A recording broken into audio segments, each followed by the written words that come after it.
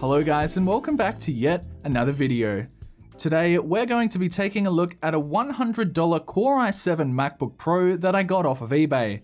Sadly, it was being sold as for parts not working, but the seller says they just couldn't seem to install the operating system. Before we delve into the listing, I'd like to tell you that today's video is sponsored by Squarespace, an all-in-one platform for creating great-looking websites and online stores. Anyway, let's check out the listing. So it looks to be in alright condition. It appears to be a European model, so it's not actually from Australia. There seems to be a lot of weird stuff on the screen, although that might be that's just a reflection. So hopefully the screen actually cleans up pretty good. Another photo of the Mac and the power cord. Oh, that looks bad. Don't wrap them like that. That's very bad for damaging the cable. They don't appear to be sure of any other specifications. Good condition, minor scratches, no damages or broken. Well, let's see that. I don't believe that. They don't know how to fix it. They just want to upgrade, so they're selling it for parts. Battery in good conditions, comes with original charger. So with that, let's open up the package and see whether any of that is true. Now let's open up the package. It's a very fancy looking box. First, we've got the charger coated in bubble wrap. Whether it's damaged, we're yet to find out. Next, we've got the MacBook itself wrapped in several layers of bubble wrap. Using my trusty knife, I began cutting through all of the layers. I genuinely didn't think a 15-inch MacBook Pro was going to fit inside this box. The eBay seller really made sure to package this laptop securely. Opening it up for the first time, I'm glad that the hinge feels strong. I can also see that the screen is in serious need of a cleaning. The battery also seems to be holding a charge. We might as well see what happens when we try to power it on. The boot chime played and the system ended up loading into a recovery partition. In the disk utility, I can see that the Mac has been upgraded to a 1TB hard disk and there is also an install DVD inserted. I put my own macOS Sierra install USB in and ejected the DVD.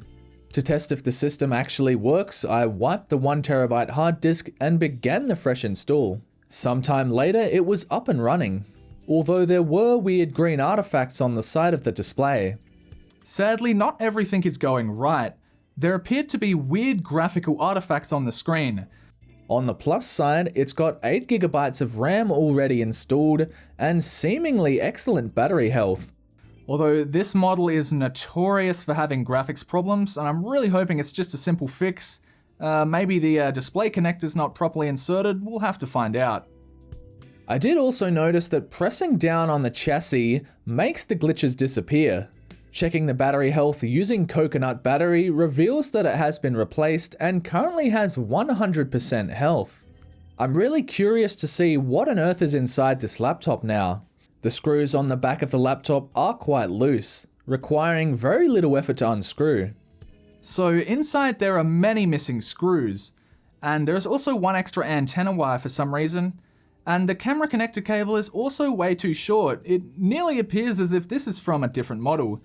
It actually looks like the previous owner has put in a replacement screen for a different model of MacBook. I've also noticed that the heat pipe is bent. As we begin the disassembly, it's apparent that the battery is held in place with the wrong screws. While it looks like a genuine Apple replacement battery, they must have destroyed the tri-wing screws, removing the original battery. Both of the fans are held in place by a single screw. This is kind of concerning, and I'm very curious to see what they've done to the heatsink. With all the logic board connectors detached, I began removing the few screws that held the board in place. Basically half of them are missing. Before we see what condition the thermal paste is in, I'd like to show you just how good your website could look using today's sponsor. If you've ever wanted to create your own website but don't have experience with design or coding, why not try today's sponsor, Squarespace? I've only ever made terrible websites back in high school, and I was amazed just how easy it was to create a professional looking website.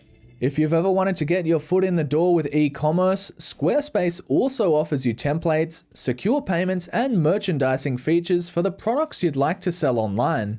Head over to squarespace.com for a free trial, and when you're ready to launch your site, go to squarespace.com/Psivewri to save 10% off your first purchase of a website or domain.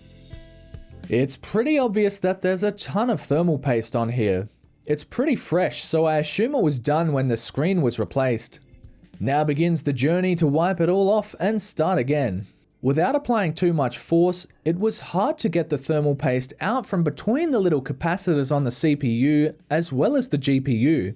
Before I cleaned the copper surface off with isopropyl alcohol, I wiped off as much as I could with a paper towel. Cleaning these components is far easier when the thermal paste is flaky and old. To remove dust and debris from the board, I brushed it off gently. Finally, it's looking much cleaner. The fans and heatsink also got a clean out. The bottom case had accumulated its fair share of dust. Internally, this MacBook wasn't all that dirty compared to some laptops I've cleaned out. Now it's time to apply some new thermal paste. Arctic MX4 is a decent choice and it's also quite cheap. With the cooling plate screwed back on, the paste will spread evenly over the dies. I'm going to put in a cheap solid-state drive as well. The 1TB WD Blue is fairly slow and also missing 2 of its mounting screws. I also just noticed that the hard disk cable has been severely bent. While not an expensive part to replace, I don't have the time to source a new one. It does seem to work fine, so I'll leave it in. Lots of dirt and dust tends to build up around the edges of the casing, but that's nothing a little methylated spirits on a cotton tip can't handle. With the logic board cleaned and repasted, I slid it back into the case. The connectors were reattached and I screwed in whatever screws still remained. If I'd have known ahead of time, I would have ordered some replacement screws. But with everything installed, I put the rear panel back on. Putting the machine back together, thankfully it still works, sadly with the same graphical issues. Anyway, I think it's time we give it a good cleaning, starting off with a dab of eucalyptus oil. It's great for killing germs and makes the computer smell pretty good. Keyboards really are havens for bacteria and germs. I'd highly recommend thoroughly cleaning any laptop you buy secondhand. To clear up the dirty display, I began with a damp paper towel, followed up with some lens cleaner and a microfiber cloth. After a few rounds, the display was a whole lot better. The marks on the lid of the laptop came off effortlessly. However, there are some scratches in the metal that aren't going to come off. Oh, look what literally just arrived in the mail. Before this laptop got delivered, I preemptively bought some new rubber feet. Turns out I really did need them for this laptop. It looks as if the foam pads were literally glued over the existing damaged plastic feet. Using a small amount of sticker remover helped dissolve any remnants of the old feet. I got all 4 corners cleaned up before I put the new feet in place. A new set of these can be bought for under $5 on eBay. I must say this laptop looks a whole lot better now. Sadly, it is still glitching on the display.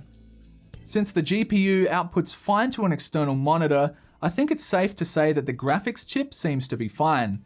I've also tried a number of software fixes, but to no avail. One user of the low-end Mac Facebook group suggested I apply pressure to the Gmux chip on the logic board. Surprisingly, this actually stopped the graphical glitching. However, to fix this problem, I'd have to resolder that chip back onto the logic board, which is something I do not have the experience to do. So the laptop is not perfect, but is it still usable? Under a little flap, as running YouTube at 1440p is absolutely perfect. In fact, the graphical glitching completely stops. Detachable dock expand. Running Csgo at the lowest settings yielded about 20 to 30 frames per second. Terraria ran really well at the native resolution, nearly hitting 60 frames per second.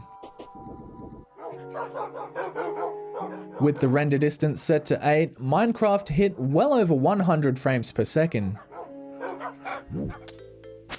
Another game that ran great was old school RuneScape. It brings back so many good memories playing this. When it comes to benchmarking software, this MacBook maintains about 15 FPS in Unigine heaven. Thanks to the relatively new battery, I found myself getting well over 4 hours of use while web browsing and watching videos. Another strong point to this laptop is the Backlit Keyboard. The slightly different European key layout took a little bit of time to get used to. The glass multi-touch trackpad is still better than what you'd find on most Windows laptops today. The port selection really has everything you'd want back in 2010. Honestly, this design has aged quite well, with the latest MacBook Pros not looking very different at all. Aside from some graphical glitching, this machine does technically work, although this particular model is prone to having lots of graphics related issues, and I'm sure more are going to arise in the future.